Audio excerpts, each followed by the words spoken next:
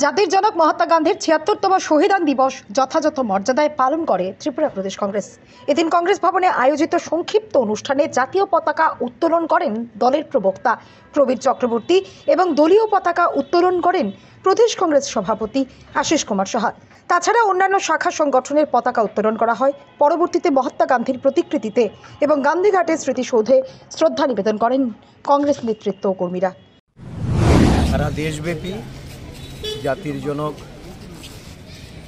মহাত্মা গান্ধীর আজকে প্রয়াণ দিবস উদযাপিত হচ্ছে।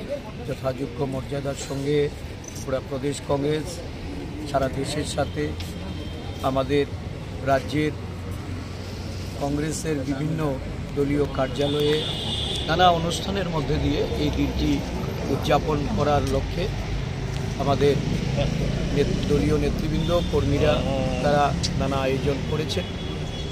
এই দিবসে আমাদের সারা দেশেই এই দিনটি শহীদ দিবস হিসাবে উদযাপিত হয়।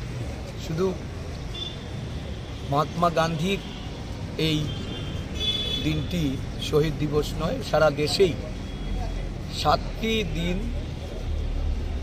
দেশের যারা জন্য আত্মবলিদান দিয়েছেন, শহীদ হয়েছেন, শহীদ দিবস হিসাবে উদযাপিত হয়ে থাকে। এর মধ্যে উল্লেখযোগ্য হল 30শে জানুয়ারি।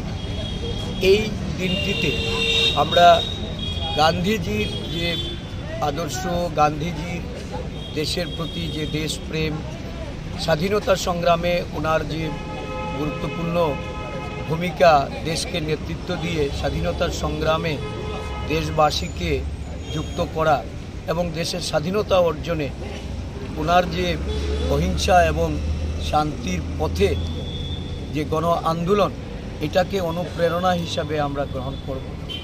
আজকে দেশের অভ্যন্তরে